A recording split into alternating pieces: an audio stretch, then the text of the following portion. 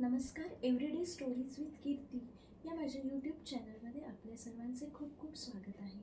Everyday stories with कीर्तीच्या मागच्या एपिसोडमध्ये आपण बघितले की रुपेश सरांनी आपल्याला सोसायटी रजिस्ट्रेशन, सोसायटी फॉर्मेशनबद्दल मार्गदर्शन केले. तर आपण आजच्या एपिसोडमध्ये सरांबरोबर कन्व्हेन्स डीड म्हणजे नक्की काय, डिंग कन्व्हेन्स म्हणजे काय या विषयांवर चर्चा करणार आहोत आणि सरांचे मार्गदर्शन घेणार आहोत. तर आज आपल्याला सर सर्वप्रथम समजावून सांगतील की कन्व्हेन्स डीड म्हणजे नेमकं काय.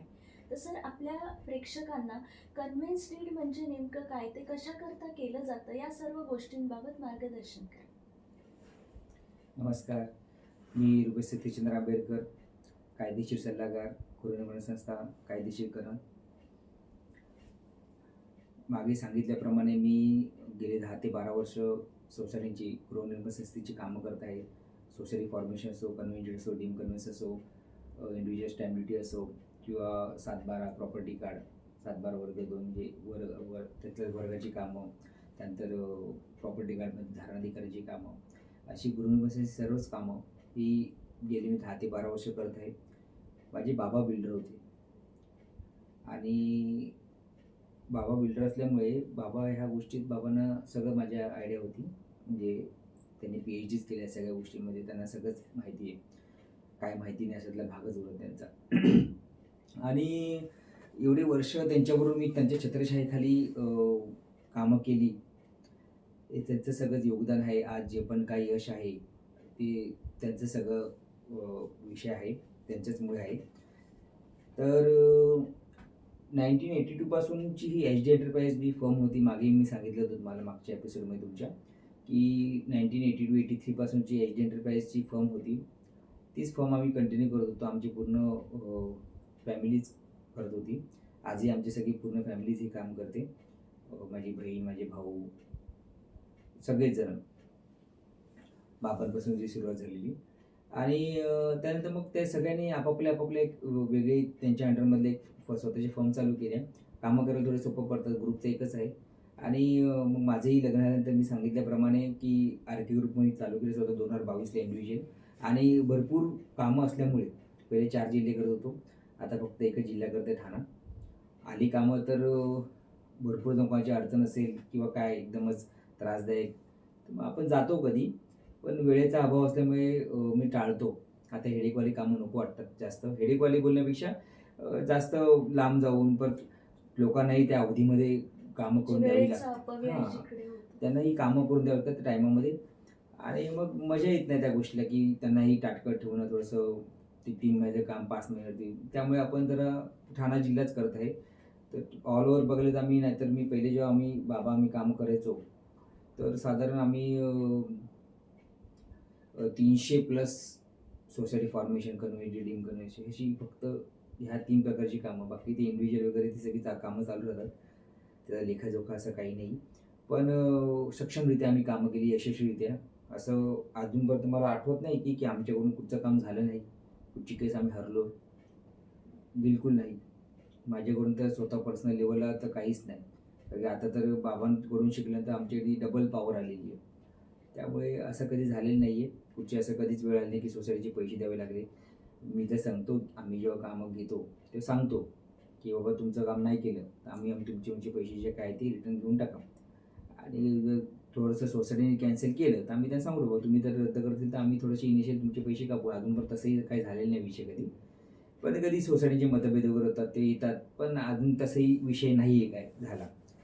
तर ह्या प्रकारे आम्ही सक्षमरित्या अशी कामं करत आहोत कन्व्हेन्शन संदर्भातली. आता कन्व्हेन्शन तुम्ही विचारत आहात, कन्व्हेन्शनचा प्रकार. तर मागेही मी तुम्हाला बोललो सोसायटी फॉर्मेशन का गरजेचं आहे. सोसायटी फॉर्मेशन झाल्यावरती तुम्ही कन्व्हेन्शन करू शकता. कन्व्हेन्शन हा भाग म्हणजे कसा आहे, की एखादी जमीन आहे मूळ मालकाची, ती त्याला भविष्यकाळात वाटलं की बाबा चला आता आपण ही व्यवसायाला डेव्हलप करू. मग ती ॲनी केली जाते, नॉन ॲग्रिकल्चर बोलू आपण, बिनशेती. आणि बिनशेती केल्यानंतर मग त्याच्यावरती तो कमर्शियल बोला, रेसिडेन्शियल बोला, त्या प्रकारे ज्या एरिया आहेत त्या प्रकारे ती बिल्डिंग तिकडे उभी करतो. आणि त्याला सगळ्यांना ते सदनिकाधारकांना ती सदनिका विकल्या जातात. व त्यात मूळ मालकाला ते बदल्यामध्ये डेव्हलपमेंटमध्ये जर 60-40 करतात आहेत किंवा 1 स्ट्रोक त्याला पेमेंट करतात आहेत, त्या प्रकारे ती डेव्हलप होते. पण ती जमीन जी आहे, जर समजा त्यांनी विकत घेतली बिल्डरने, तर ते बिल्डरच्या नावावर जमीन होते, म्हणजे 7/12. आणि जर डेव्हलपमेंट केली आहे तर ती मूळ मालकीच्या नावावर राहते आणि त्याची पॉवर वगैरे फक्त बिल्डरला राहते. आणि सदनिका सगळे विकत घेतात सदनिकाधारक. त्यांची एक नंतर गृहनिर्माण संस्था स्थापन केली जाते मी बोलल्याप्रमाणे. पहिले तर भरपूर ठिकाणी व्हायच्या नाही ह्या, आता चालू आहेत, सगळ्यांना कळायला लागलेले आहेत. डेव्हलपमेंट किंवा पुनर्विकासाची कामं चालली आहेत, त्यामुळे आता करतात ते भरपूर जण. आणि हे झाल्यानंतर ती जी जमीन आहे ती जमीन सोसायटीच्या म्हणजे त्या जमिनीवरती म्हणजे त्या सातबाऱ्यावरती किंवा प्रॉपर्टी कार्ड जे काय असेल त्याच्यावरती सोसायटीचं नाव, सोसायटी नावाची नोंद झाली, ह्याला कन्व्हेन्स डीड आपण बोलतो. कन्व्हेन्स डीडमध्ये दोन प्रकार आहेत, ते कन्व्हेन्स डीड, एक डीम कन्व्हेन्स. कन्व्हेन्स डीड म्हणजे बिल्डर आले, पावर घेतली असते जमीन मालकाची, त्यामुळे बिल्डर आला, तिकडे रेशन केलं, जसं खरेदी करत होतं आपलं तसंच कन्व्हेन्स डीड होतं. आणि ती सातबारा म्हणजे त्याचा फेरफार करून सातबारा सोसायटी नावावर झाला, ही कन्व्हेन्स डीड. डीम कन्व्हेन्स म्हणजे की तुमचा बिल्डर हयात नाही आहे, बिल्डर कोऑपरेशन करत नाही, बिल्डर तुमच्या कॉन्टॅक्टमध्ये नाही, संपर्कातच नाही, विना सहकार्य आहे, म्हणजे तुम्हाला त्याला इच्छाच नाही तुम्हाला सहकार्य करायची, तर मग ते डीममध्ये जातं. आणि तशी ती ऑर्डर येते, त्यांच्यावरती डिस्ट्रिक्ट डेप्युटी रजिस्टर असतं, ते ऑर्डर देतात, त्यानंतर ते ड्राफ्टने त्याचं साईन लागते, साईन मारतात ते. आणि आपलं जिकडे आपलं आहे जे लोकेशन, त्या लोकेशनला आपलं ते रजिस्ट्रेशन करून त्याचं सातबारा नंतर आपण फिरून घेतो, रजिस्ट्रेशन करतो. आणि मग ते तलाठीकडून तो सातबारा किंवा CTS मधून आपल्या सिटी सर्व्हे ऑफिसमधून तो आपण प्रॉपर्टी कार्ड त्यांच्या ट्रान्सफर करून देतो नावावरती. ही प्रकार मेन बेस हा असा आहे.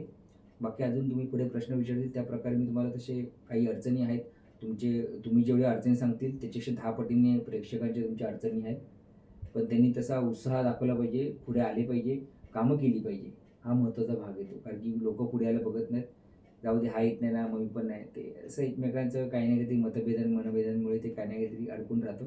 तरी आपण प्रश्न विचारा पुढे, मी तुमची सक्षमरित्या व्यवस्थितपणे त्यांची तुम्हाला जे काही त्यांची अडचण असतील ते तुम्हाला सांगेल. आणि जर त्यांना काय असेल पुढे तर तसं आपण त्यांना सहकार्य करून आपण पुढची कामं करू शकतो. सर, सोसायटी रजिस्ट्रेशन झाल्यानंतर कन्व्हेन्स डीड करण्यासाठी साधारण किती काळ थांबावं लागतं किंवा किती काळाचा अवधी त्यासाठी द्यावा लागतो?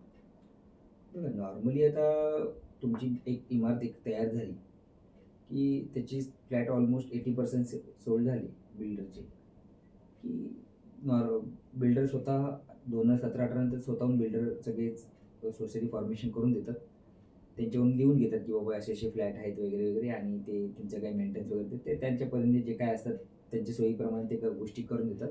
अगोदरच्या याच्यामध्ये डिपेंड करायचं बिल्डर करतोय नाही करतोय.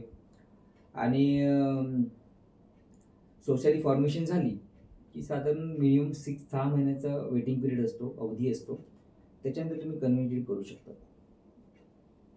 असं आणि कन्व्हेन्स डीडसाठी काय काय कागदपत्र आवश्यक असतात ते आपल्या प्रेक्षकांना डिटेल्समध्ये सांगा. कन्व्हेन्स डीडमध्ये तर तुम्हाला सगळे पेपर लागतात, सगळे, म्हणजे ॲनी ऑर्डर बोला, डेव्हलपमेंट बोला.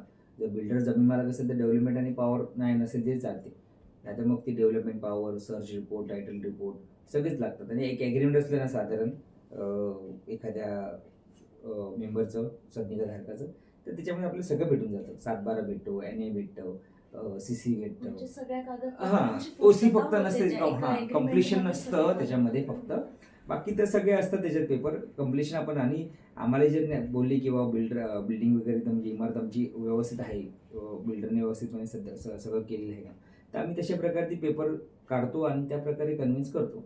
जर बिल्डरची तयारी असेल, मानसिकता असेल यायची, सदनिकाधारक आम्हाला सांगतात ना आमचा बिल्डर छान आहे, चांगला आहे, बच्चन नाही आहे, फक्त बोल बच्चन देऊन असं फक्त करणार नाही आहे, येईलच. आणि कधी कधी ते हे पण सांगतात की बाबा तो बोलतोय, माहिती नाही येईल नाही, आपण तयारी करू.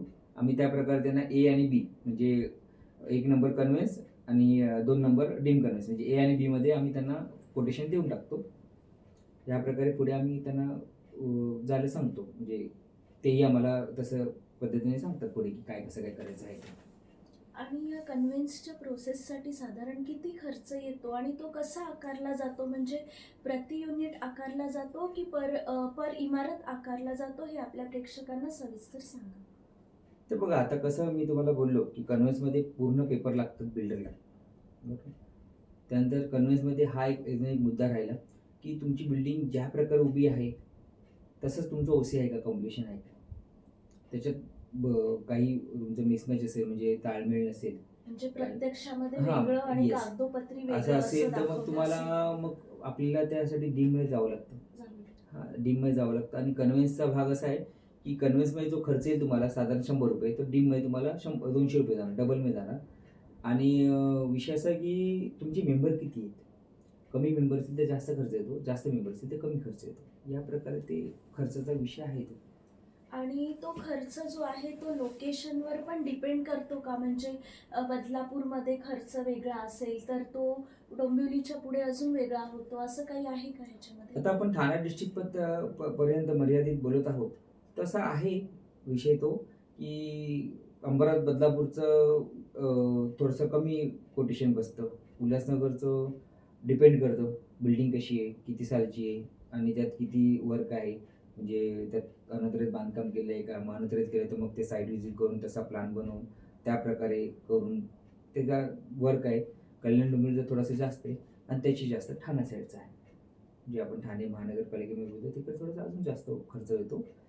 पण तरी पण आहेच फरक तर आहे नगर परिषद, नगरपालिका. इव्हन आमचं कशाला घेता तुम्ही? ऑडिटर पण तुमचे ऑडिटरला विचारा तुम्ही कुठच्याही, तर ऑडिटर पण सांगतो महानगरपालिका वेगळा आहे, नगर परिषदेचा वेगळा हिशोब आहे. तो चालतो सगळ्या ठिकाणी त्या लेव्हलला ते सगळेजण आपापली कोटेशन देतात. बऱ्याच ठिकाणी आपण बघितलं की कन्व्हिन्स करून द्यायला पहिले बिल्डर म्हणतो की आम्ही कन्व्हिन्स करून देतो आणि नंतर बिल्डर टाळाटाळ करतो. तर बिल्डर जे कन्व्हिन्स करून द्यायला टाळाटाळ करतो त्याच्यामागे काय कारण असू शकतं? कारणं तर भरपूर आहे अशी. लक्षात घ्या, की बिल्डिंग कधीची आहे?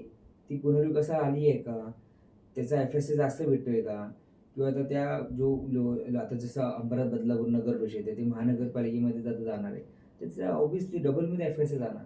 त्यामुळे फायदेशीर ठरणार आहे. बिल्डरच्या फायद्याचं हां, तर ठरतं त्यामुळे त्याच्यात. ते कसं जमीन आता तो सध्या समजा त्याच्या नावावर 7 असेल किंवा त्यांनी पॉवर घेतली, दुसऱ्या नावावर 7 आहे. तर ते त्यामुळे ते लोकं गुंडाळून ठेवतात सोसायटी गृहनिर्माण. पण माझं असं मत आहे, की तुम्ही 7 फिरवून ठेवा. ठीक आहे ना, तुम्हाला जर त्याच बिल्डर चांगला आहे. बाबा आमचं पहिल्यापासून त्यांनी आम्हाला भरपूर कोऑपरेशन केलं. चांगला बिल्डर आहे, चांगली कामं केली आहेत. आमची बिल्डिंग छान बांधलेली आहे. तर मग त्याला द्यायला हरकत काय? पण तुम्ही मूळ तुमचा 7 तर तुमची नोंद करून घ्यायला गरजेचं आहे. तो कागदोपत्री नोंद हां, करणं कागदोपत्री गरजेचं तुम्ही आहे. नोंद करा.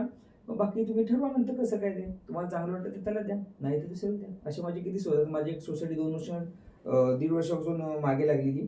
त्याच्याबद्दल कन्व्हिन्स करायचं आपलं डीम करायचं आम्हाला. पण बिल्डर आमचा बोलतोय, की आता माझी साईट बांधली चालू होते तर तुमचे पण देऊन टाका. तर मी बोललो, "ठीक आहे, करा हरकत नाही तुम्हाला करायचं तर तसंही करू शकता तुम्ही." मग बोलतो, "आम्ही मग कन्व्हिन्स तर करा ना तुम्ही. कन्व्हिन्स करा. उद्या बिल्डिंग पाडली त्याने आणि नाही तुम्हाला दिलं, मग काय करणार तुम्ही? कोर्टाच्या हेलपाट्या मारत बसणार आहात. बरोबर आणि म्हणजे कोर्ट मी कचेऱ्यांमध्ये वेळ बराच जातो. कायद्याच्या बोलत नाहीये, पण शेवटी मनस्ताप आहे ना त्या गोष्टीचा. मनस्ताप. तुमच्या इथे जमीन आहे, त्याने पाडली बिल्डिंग. ठीक आहे, तो नाही करत आहे, आपण दुसरीकडून करून घेऊ. तुमचं बिल्डिंग पडली, तुमचा 7 आहे. तुम्ही कोणाला स्वतःही बांधू शकतात. स्वतः प्लॅन बनवा, स्वतः करा डेव्हलप. थोडा खर्च येतो, कॉन्ट्रोल करू शकतात ना. आणि त्याचा फायदा पण तर सोसायटीलाच पडणार आहे. समजा जो प्रॉफिट जो बिल्डर घेणार होता, तो सोसायटीला प्रॉफिट होणार. त्यामुळे तुम्ही मेन तुमची नोंद करून घेणं गरजेचं आहे 7 त्याच्यानंतर मग तुम्ही काहीही करू शकता. तुमची फसगत होणार नाही, फसवणूक होणार नाही, मानसिक त्रास होणार नाही पुढे, आर्थिक त्रास होणार नाही, असा विषय आहे. पुढचा आपला प्रश्न आहे की कन्व्हिन्स करण्यासाठी लीगल ॲडव्हायझर म्हणजेच वकील असणं गरजेचं आहे की कोणी ऑथोराइज पर्सन पण हे काम करू शकतो? नाही बघा, आता मी तुम्हाला स्पष्ट सांगतो, मी स्वतःही ॲडव्होकेट नाही आहे. तर ह्या गोष्टीसाठी काय आहे, की 2 प्रकार करतात. नॉर्मली पहिले ॲडव्होकेट वगैरे करायची कामं आधुनिक करतात असं नाही आणि माझ्यावर टीकाही करतात, मी नाही म्हणून. तर त्यामुळे असा विषय नाही. तुम्ही सोसायटी जे गृहनिर्माण संस्था आहे त्यांनी जर कोणी व्यवस्थित छान ॲडव्होकेट असेल, काम करणार असेल त्याला किंवा प्रोफेशनल जसं मी आता स्वतः कायदेशीर सल्लागार बोललो, लीगल ॲडवायझर बोललो. ते प्रोफेशनलप्रमाणे मी माझी कामं करतो. असं काही नाही आहे. ॲडव्होकेटचा थोडासा मायनस पॉईंट होतो. काही-काही लोकं घाबरतात ॲडव्होकेट राहायला. कारण की ॲडव्होकेट ऐकत नाही कोणाचं ना जास्त. स्वतःच जास्त बोलत राहतात. तुम्ही लोकांच्या जराशा अडचणी समजून घेतल्यात, तर थोडंसं मग तेही सहकार्य होतं ना आणि उडवाउडीची उत्तर जास्त करतात. मी त्याच्यावर टीका वगैरे करणार नाही. भरपूर छान आहे. माझे मित्रही भरपूर छान आहे. माझ्याकडे ॲडव्होकेट लोक किती कामं करतात. स्वतः माझ्याकडे येतात. स्वतः कुठचे कामं घेतली त्याच्याबद्दल मला विचारणा करायला की सर आता असं-असं काम आहे, ते कसं काय करू? माझ्याकडे मार्गदर्शन घ्यायला येतात. असं नाही की ते लहान मोठे असा विषय येत नाही. अनुभव महत्त्वाचा विषय येतो, की तुम्ही कसं काम करतात आहे, तुम्ही किती काम केलेलं आहे, तुम्ही कुठच्या पद्धतीने कसे पुढे आलात, कशी कामं करून आलात, किती किचकट कामं करून आलात. आज जरी मी बोललो मला हेडेकवाले नको वाटतात, कारण कामं भरपूर आहेत. कुठे ते हेडेकवाले घेऊन मग त्याच्या मागे, मागे, मागे लागत बसायचं त्याही सोसायटीला. त्यावेळेस आम्ही जे एकदम इझी असेल, पॉसिबल आहे तर आम्ही करून घेतो. तसं हेडेक वगैरे म्हणजे काय नॉर्मली, की जागा सलग मोठी आहे, जमीन मालक बिल्डर त्याच्यातच आहे.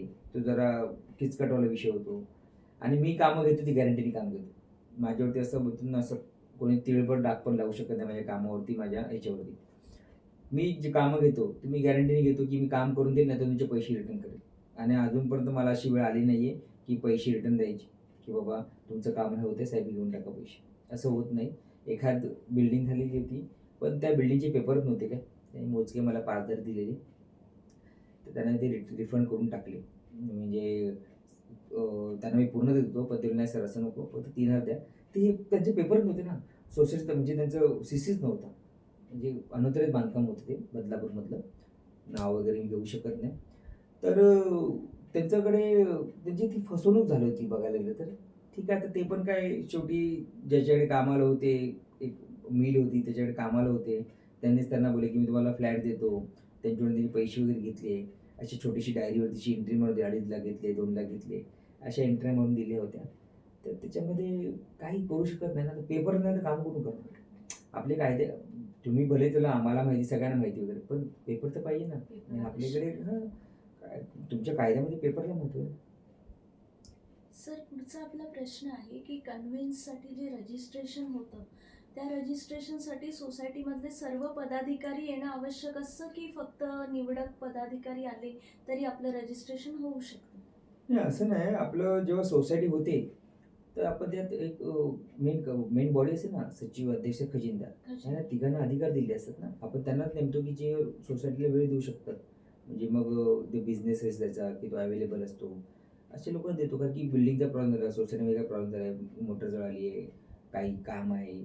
तर त्यामुळे ते अ, तिकडची जी आपण एक कमिटी मेन बॉडी असते त्याची आणि त्याच्यावर अजून कमिटी असते बरोबर सोबतीला.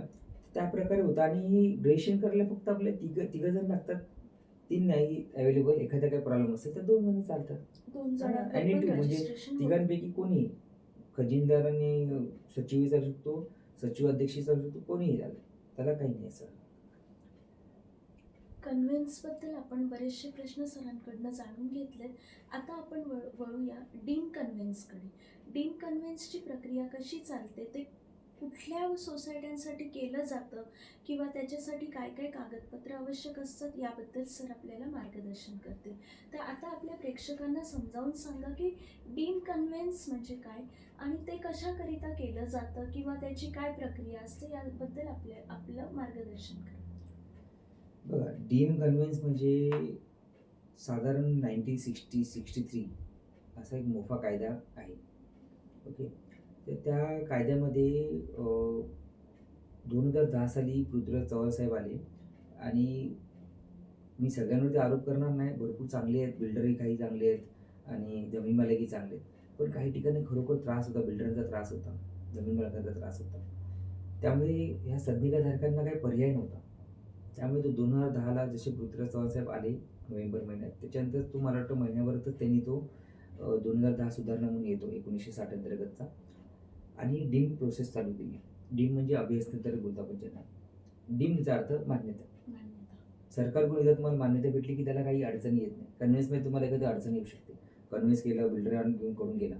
पण नंतर मग जमीन मालक हरकत टाकतो. असे माझे किती केसेस झाले की कन्व्हेन्स झालं, पण नंतर मग जेव्हा 7/12 फेरफार टाकला, तर नोटीस निघतात. नोटीस निघाल्यावरती जमीन मालक हरकत टाकतात. जर समजा जमीन मालकाने तर कोण हयातून गेले, तर हरकती येतात. अपडेट करून घेतात. भरपूर लोक हुशार असतात. त्याच्यात हरकती येतात. डीममध्ये तुमची हरकत येत नाही. डीममध्ये सरकारने आदेश दिला असतो, म्हणजे शासनाने आदेश दिले, जे डिस्ट्रिक्ट डेप्युटी रजिस्टर असतं, हे कोर्टच आहे. तर त्यामुळे ह्या जे रजिस्टर त्याच्यात ते आदेश आला त्यांचा तो विषय संपला. म्हणजे त्यात अडचणी निर्माण होत नाही. ती डीम अशी प्रोसेस आहे. सगळ्यात म्हणजे मला तसं मत आहे, की तुमच्या पेपरचा प्रॉब्लेम आहे, तुमच्या बिल्डरचा प्रॉब्लेम आहे, थोडेसे पैसे जास्त लागतात. म्हणजे डबलमध्ये जातात. जे 100चे 200चं उदाहरण दिलं, डबलमध्ये जातात. पण सगळ्यात सोयीस्कर, इझी, नो टेन्शन काही नाही. म्हणजे तुमची ऑर्डर आली, तुमचा ड्राफ्ट रेडी झाला की आम्ही आमचे फाईल सबमिट करतो. त्यांना फक्त यायचे, अंगठी लावायचे, बायोमेट्रिक आहे ना, आणि आपलं काम संपलं की मग आमचंच सातबारा. त्याच्यात काही अडचण येत नाही, तो फेरफार होऊन जातो. तर ही प्रोसेस इझी आहे. शेड्यूल त्याच्यात आहे. म्हणजे 3-4 महिने पहिले तर 2010-11 नंतर आमचे थोडेसे 6-6, 7-7, 8-8 महिने जायचे. थोडंसं स्लो असायचं. पण आता 3 महिन्यात आटपून जातं सगळं काम. इन्व्हर्ट झाल्यानंतर 3 महिन्यामध्ये तुमचं होऊन जातं. थोडीशी हेअरिंग वाढले तर वाढतात, पण तरी 3 महिन्यात तुमचं ऑलमोस्ट काम होऊन जातं.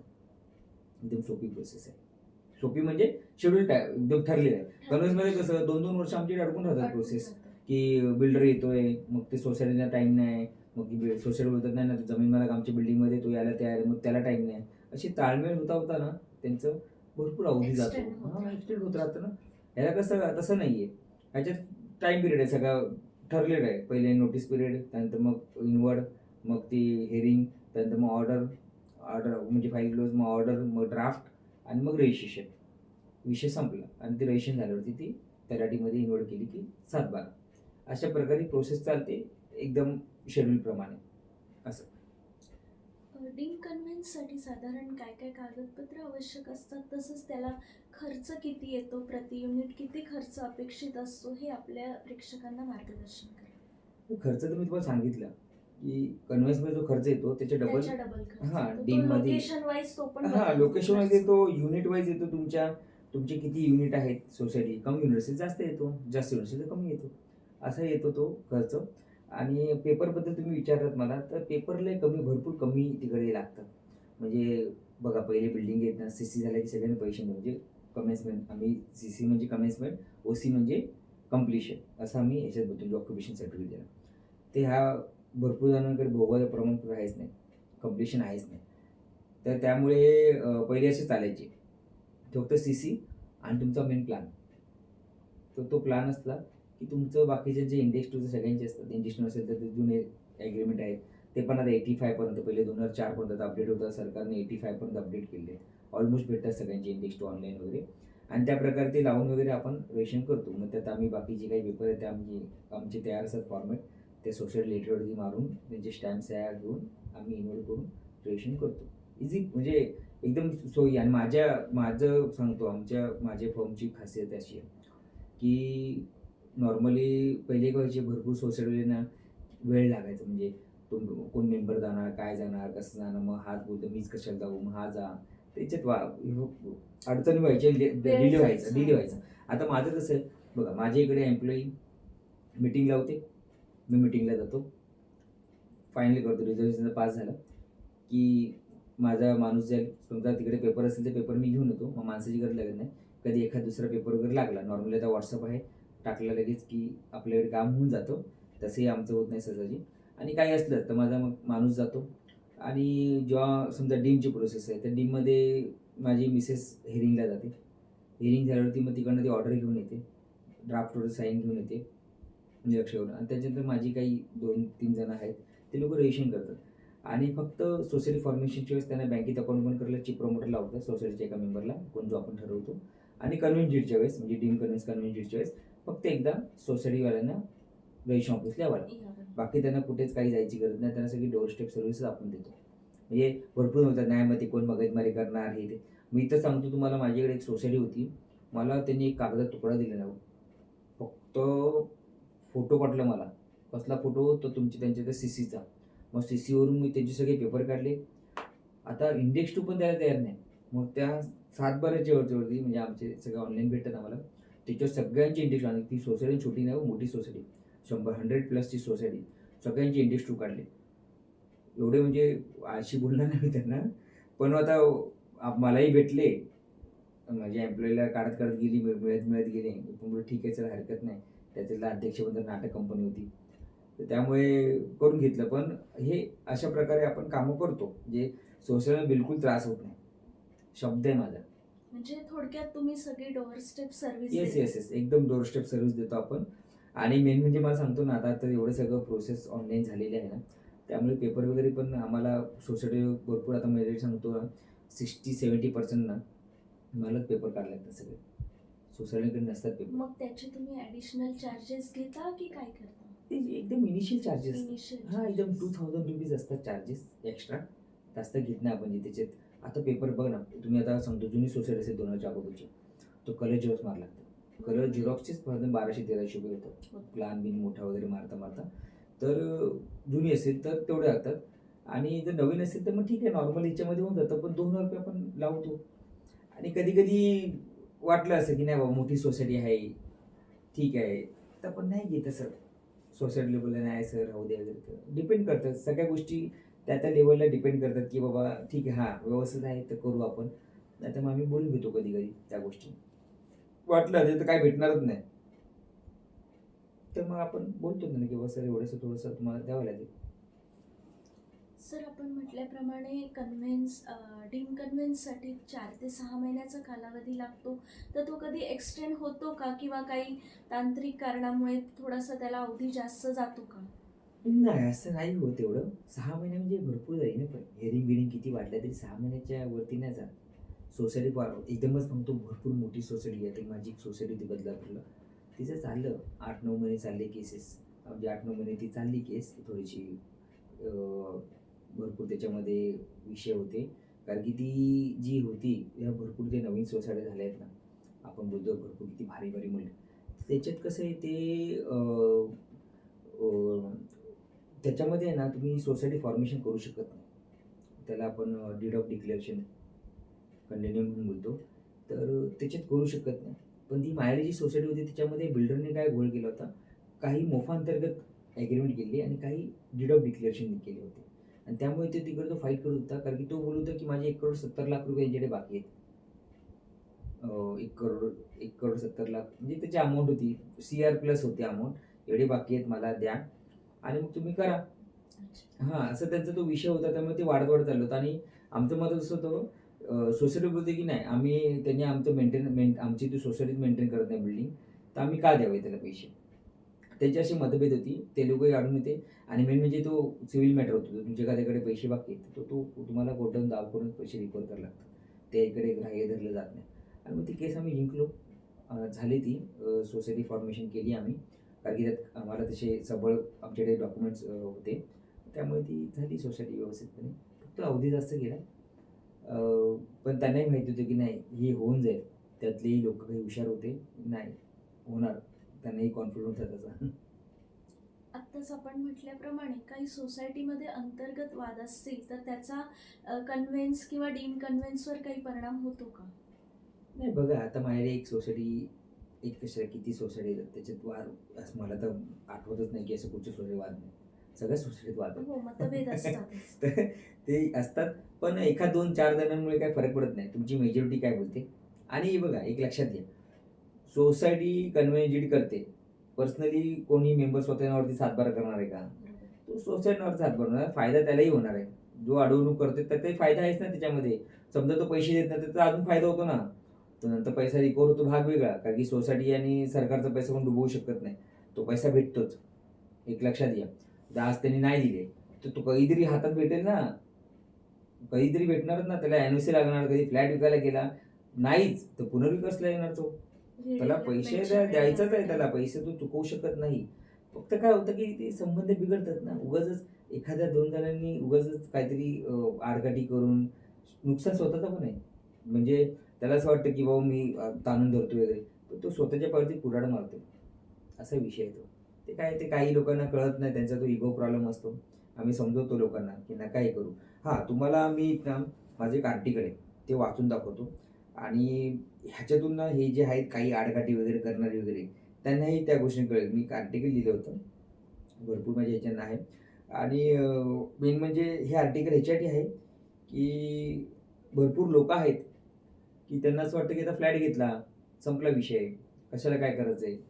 आम्ही आमचं स्वतः घर हो, घेतलं. तर साधारण हा समज लोकांमध्ये जास्त प्रमाणात हां, तर दिसून येतो. त्याच्यासाठी हा आर्टिकल आहे आणि तो तुम्हाला वाचून दाखवतो मी. मी स्वतः बनवलेलं होतं आर्टिकल आणि मग माझ्या लोकांना काय जास्त ते वाचायचं सवय नाही म्हणून मी साधारण 1.5 पानाचा आर्टिकल आहे तो. त्याच्यामध्ये एकदम मस्तपैकी थोडक्यात त्यांना त्यांचे असे बोलतात ना, की त्यांना जागरूक केलेलं आहे त्याच्यामध्ये. तर मी लिहित आहे ते. आर.के ग्रुपच्या ह्याच्यावर मी सगळ्यांना पाठवलेले आहे ते. प्रोप्रायटर रुपेश सतीशचंद्र आंबेडकर, कायदेशीर सल्लागार, विशेष तज्ज्ञ, गृहनिर्माण संस्था, कायदेशीर कलम. नमस्कार मित्रांनो, सर्वांची स्वप्न असते की आपले स्वतःचे मालकीचे घर असले पाहिजे. त्यासाठी तो पैने वाचवून विकासकाला, बिल्डरला देतो व सदनिका घेतो. अशा सदनिकाधारकांची गृहनिर्माण संस्था स्थापन करून नोंदणी करणे व त्या संस्थेच्या जागेवर सातबारावर नोंदणी करण्याचे दायित्व हे विकासकाचे म्हणजे बिल्डरचे असते. ओके, म्हणजे हे जे आपण ॲक्च्युली तुम्हाला मगाशी विषय झाला की बिल्डरचा, ॲक्च्युली सोसायटी स्थापन करून देण्यापासून ते कन्व्हेन्सपर्यंत हा सगळा खर्च बिल्डरचा असतो. पण आपल्या इकडे तसं नाही, करतच नाही.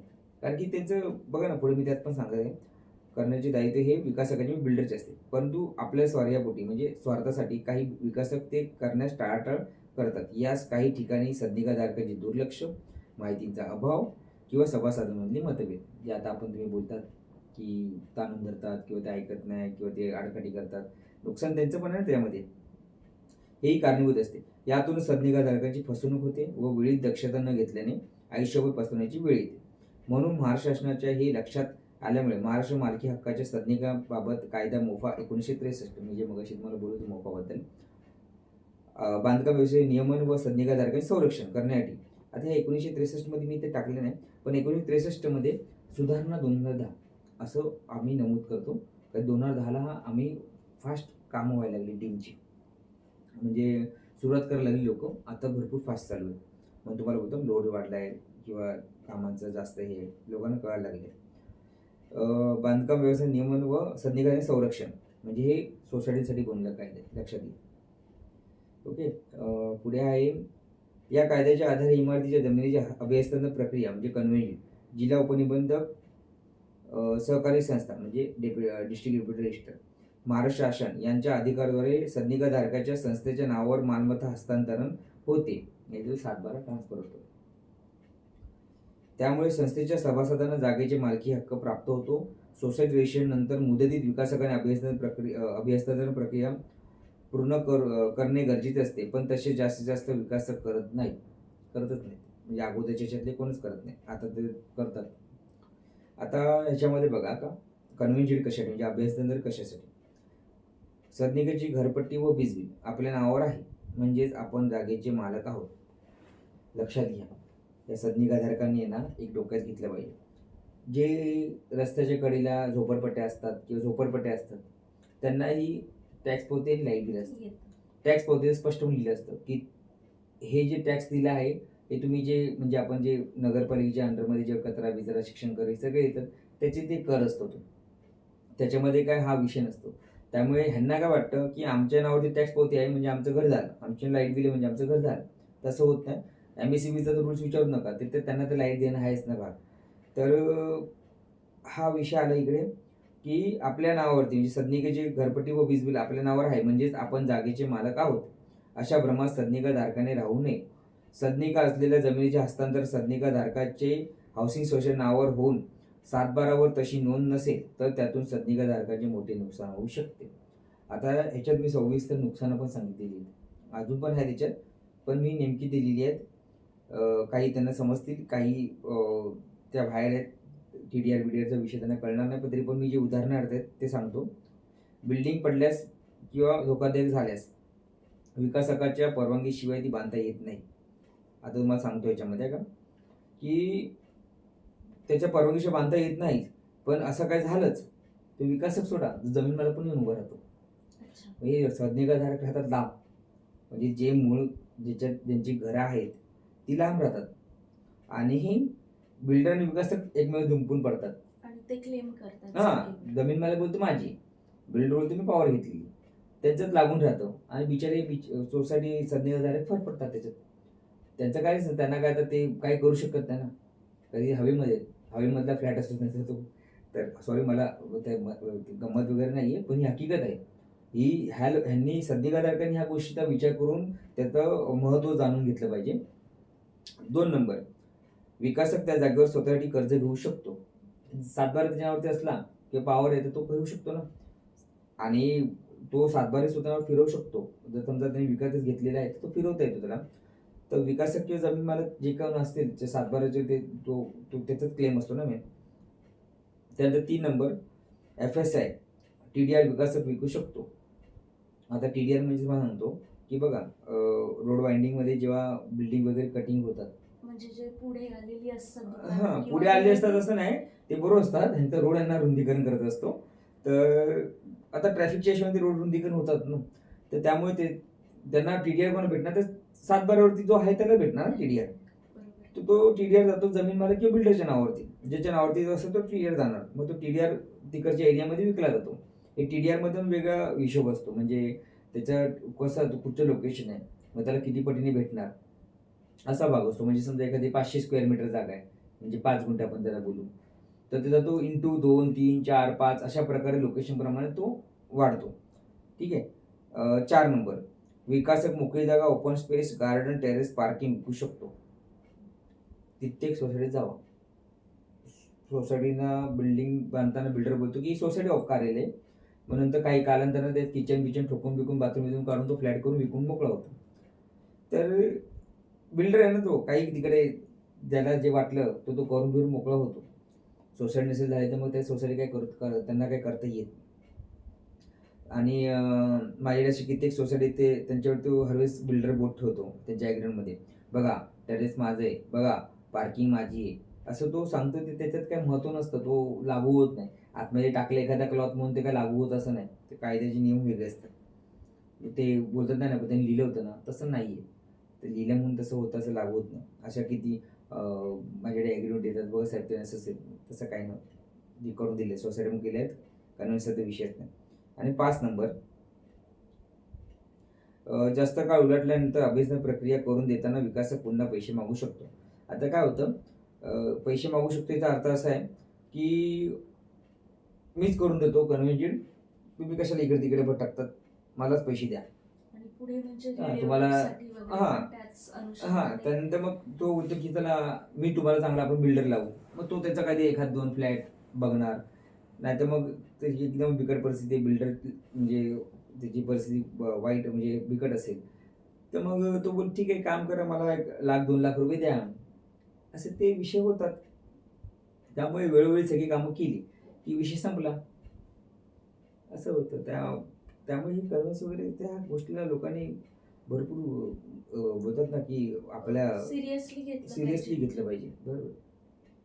सर, आत्तापर्यंत आपण डिंग कन्व्हेन्स किंवा कन्व्हेन्सची किती कामं केलेत बदलापूरमध्ये किंवा पूर्ण ऑल ओव्हर ठाण्यामध्ये किती कामं केलेत, आणि ती करताना काय काय आपल्याला चॅलेंजेस आली किंवा काय लिटिगेशन्स असलेली काय काय कामं आपण केली? चॅलेंजेस बोललं तर चॅलेंजेस आहेत ना, साधारण 30% चॅलेंजेसवाले असतात काम.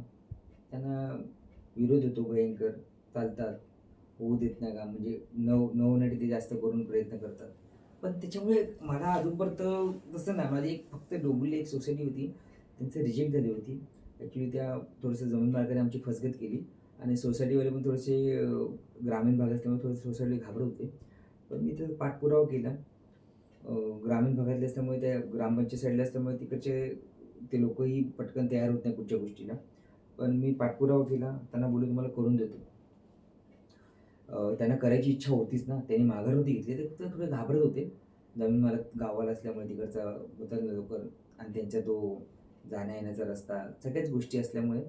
पण मी पाठपुरावा केला आणि मग ती करून दिली त्यांना. तसं हे झालं नाही.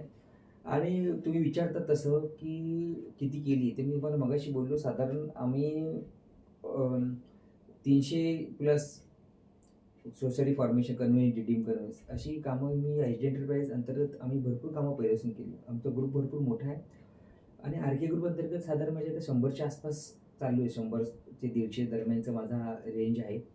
आणि आताही माझे कंटिन्यू रनिंगला कामं असतात, भरपूर असतात. तर चॅलेंजेसवाली बोलतील तर भयंकरच म्हणजे येतात. पण आपण ते प्रामाणिकपणे करतो. कधी असं नाही करत की चला बाबा, मला आता किती लोकं ऑफर करतात, बिल्डर ऑफर करतात, जमीन मला जास्त करून ऑफर करतात की सर तुम्ही सोडून टाका ना, जाऊन द्या, नका देऊ त्यांचे पैसे, किंवा आम्ही काय ते करतो. नाही, तसं नाही. एक बोलतात ना की प्रामाणिकपणा. पैसा-बिसा काही महत्त्वाचा नसतो एवढा. म्हणजे आम्ही गुजारा करायचा म्हणून पैसा कमवायचा आहे, पण चुकीच्या मार्गाने नको पैसा. आम्हाला तो पैसा नाही पाहिजे. आम्ही जे आहे त्यात समाधानी आहोत आणि प्रामाणिकपणे काम करू. आमचे क्लायंटच आहेत ना ते. कारण की एक काम जरी मी चुकीचं केलं ते माझे किती कामं खराब होणार आहेत आणि ते करून काय उपयोग पण नाही ना. काय करायचं या गोष्टीला? तुम्ही दुसऱ्याचं नुकसान करून दुसरे शाप घेऊन नाही काही साध्य करू शकत आयुष्यात. त्यामुळे चॅलेंजेसवर आम्ही कामं सक्षमरित्या मी भरपूर केलेली आहे. मला भरपूर ह्या गोष्टी तिकडे काय काय होतं ते आम्हाला माहिती आहे. पण ठीक आहे. आम्ही प्रामाणिकपणे कामं केली आहेत आणि सक्षमरित्या, यशस्वीरित्या असं काहीच अडचण नाही कधी आलेली. सर आपण जे कन्व्हेन्स किंवा डीम कन्व्हेन्ससाठी जी फी आकारता त्याचे कसे म्हणजे इन्स्टॉलमेंट थ्रू घेता का पूर्ण वन स्ट्रोक अमाऊंट पे करावी लागते? नाही, आम्ही त्याचे इन्स्टॉलमेंट देतो. कारण की सोसायटीलाही ते वन स्ट्रोक जमणार नाहीच. म्हणजे एखाद्या भरपूर जण सोसायटी ऑलरेडी काढून ठेवतात, तर भाग वेगळा होतो. पण आमचे ते इन्स्टॉलमेंट असतात ना. तुम्ही वन स्ट्रोक पैसे काय हिशोबाने घेणार? त्यांना काम दाखवावं लागतं ना. आता मी एखाद्या सोसायटी फॉर्मेशन करतोय किंवा कन्व्हेन्स करतोय, तर त्यांना तसं काम दाखवावं लागतं. त्या स्टेपप्रमाणे हे बघा एवढं काम झालंय, इथपर्यंत तुमचे पैसे, आता एवढं काम. अशा प्रकारे आम्ही ते पुढे जातो. त्याची साधारण एक 3 इन्स्टॉलमेंट तर पकडून चला. 3 इन्स्टॉलमेंट जातातच मिनिमम. 3 इन्स्टॉलमेंटप्रमाणे आम्ही करतो ते तेवढं. सोसायटीला ते बरं पडतं. ऑल म्हणजे इन्क्लूड म्हणजे त्यात सातबारा पण सातबाराचं हो, पण मी काम बघा असतं. माझ्याकडे तर काम ना मी भरपूर सोसायट्यांची फसगत वगैरे होतात. माझ्या इकडे मी काम सांगतो, मी जे कोटेशन देतो, त्याच्यामध्ये तुम्हाला स्टार्ट टू एंड म्हणजे तुमचं काम हातात घेतल्यापासून ते तुमचा सातबारा होईस्तोवर पूर्ण काम त्यात करून देतो. त्यात हिडन चार्जेस काही नाही, की बाबा सर ह्याचे वेगळे, त्याचे वेगळे, त्याचे वेगळे, असं काही नाही. आम्ही नमूद केल्या असतात काही गोष्टी, त्या टिपमध्ये आम्ही देतो, की नोटमध्ये, की जसं ॲनी टॅक्स आहे. आता ॲनी टॅक्सचं बघायला गेलं तर तुमची सोसायटी जेव्हापासून झाली आहे, तुम्हाला जसं बोललो ॲनी बिल्डर करतो, आम्ही मालक विकतो किंवा डेव्हलपला येतो ॲनी करू. आता तेव्हाच ॲनीने भरला तर तो त्यांनाच भरायचा ना. बरोबर आहे. तर तो आम्ही टाकतो. कारण की त्यानंतर वादाचा विषय नको. कधी-कधी काय मग सोसायटीला काय काहींना त्या गोष्टी काही कळत नाही किंवा तर त्यामुळे त्या आम्ही गोष्टी नमूद करतो. 3-4 त्याच्यात नोट असतात माझ्या, त्या मी प्रॉपरली देतो. हिडन चार्ज वगैरे काही करत नाही आणि मी जे कोटेशन देतो ते फायनल असतं. मग उद्या भले मला त्याचं काय भेटलं नाही चालेल. पण मी जे कोटेशन देतो त्या कोटेशनमध्ये माझं काम मी पूर्ण करतो. असं कधी हाजेजी नाही सर थोडं वाढलं, परवडलं नाही, असं नाही बिलकुल होत नाही. म्हणजे शेवटपर्यंत जो सुरुवातीला तुम्ही जी अमाऊंट सांगता त्याच अमाऊंटमध्ये शेवटपर्यंत काम करता. हो, छाती ठोकून सांगतो. मी तर अक्षरशः एका सोसायटीमध्ये खिशातून पैसे टाकून मी कामं केलेली आहे. अंबरनाथची सोसायटी होती. आणि त्यांनाही माहिती आहे. पण ठीक आहे. काय थोडंसं त्यात होतात कधी-कधी काय गडबड होते, काही प्रॉब्लेम होतात. ते टेक्निकली अडचणी काय होतात. पण ठीक आहे. कसं आहे की आपण त्या एखाद्या असं समजू की आपण एक काम आपण केलं असंच. पण 60 लोकांची सोसायटी होती. आशीर्वाद ते भेटले, नाही पैसे भेटले तर असा विषय. सर ज्या कुणाला कन्व्हेन्स किंवा डीम कन्व्हेन्सची कामं करायची असतील तर आपल्या प्रेक्षकांना तुम्ही सांगू शकाल का की आपलं ऑफिस बदलापूरमध्ये नक्की कुठे आहे, आपल्या ऑफिसचा ॲड्रेस किंवा तुम्ही कधी ऑफिसमध्ये अवेलेबल असतात, आपल्या ऑफिसचं टायमिंग काय, ह्याची सविस्तर माहिती आपल्या प्रेक्षकांना द्या. बघा आता कसं आहे नॉर्मली सांगतो, तसे तर माझे 3 आहेत ऑफिस. पण मी असतो जास्त करून बदलापूरलाच. बदलापूरला म्हणजे स्टेशनच्या जवळ. बदलापूरची मेन ब्रांच आहे हो, तुमची. बदलापूरला मेन आहे. ऑफिसचा विषय कसा आहे, की मला जर कॉल करून आता सांगतो मला मी, की काही सोसायटी असतात मला एक विचारतात ते लोकं, की "सर आमच्याकडे सगळेजण कामावर लेट वगैरे येतात, तर तुम्ही रात्री 10-10:30 वाजता येऊ शकता." तर आता ॲक्चुअली ऑफिशियल टाईम नाही आहे. पण आता आपलं फील्ड आहे. लोकं तर डे नाईट काम करत असतात ना. त्यामुळे आम्ही त्या गोष्टी करतो, की बाबा चला रात्रीचा वेळ त्यांना मी 24 तास माझ्या कामाला प्राधान्य देतो. आणि स्टेशनला बदलाव स्टेशनजवळ एक अंबिका हॉटेलच्या पुढेच माझं ऑफिस आहे. दुसरी गोष्ट अशी, की मला फोन करून आला तर मी तसा अवेलेबल असतो. नॉर्मल फील्डवर जास्त असतं, मीटिंगा असतात. शनिवार, रविवार तर माझा शेड्यूल टाईट असतो. सोमवार ते शुक्रवारमध्ये ऑफिसेसमध्ये कामं असतात. कार्यालयीन ऑफिस जे आपण बोलतो गव्हर्नमेंटचे, त्याच्यात जास्त करून कामं असतात. पण फोन करून आले तर मला नक्की मी भेटतो ऑफिसला. माझा मोबाईल नंबर आहे 9619615161 आणि स्टेशनजवळ उज्ज्वलदीप सोसायटी आहे. फर्स्ट फ्लोअरला आर के ग्रुप म्हणून बाहेरच बॅनर लावलेला आहे. अंबिगडच्या पुढे आला साधारण 50 मीटर चालत रस्ता संपतो. तिकडंच आंबेडकर इस्टेट आहे. मी स्वतः Rupesh Ambedkar, first floor, Ujjwaldeep society, R K group. आजच्या या एपिसोडमध्ये आपण कन्व्हेन्स आणि डिकन्व्हेन्सबद्दल सरांकडनं बरेचसं मार्गदर्शन घेतलेलं आहे. ज्या कुणाला कन्व्हेन्स डिकन्व्हेन्सची काही कामं करायची असेल तर सरांनी आपल्या ऑफिसचा ॲड्रेस सांगितलेला आहे. तसंच त्यांच्या ऑफिसचा ॲड्रेस आणि मोबाईल नंबर आम्ही कमेंट बॉक्समध्ये सुद्धा मेन्शन करणार आहोत. तर आज अशा प्रकारे आज आपण भरपूर प्रकारे आपण कन्व्हेन्स डिकन्व्हेन्सबद्दल सरांकडनं मार्गदर्शन घेतलं आहे. या पुढच्या एपिसोडमध्ये आपण अजून काही मुद्द्यांवर चर्चा करूया. आत्ता तात्पुरता आम्ही तुमच्याकडनं ब्रेक घेतो. धन्यवाद.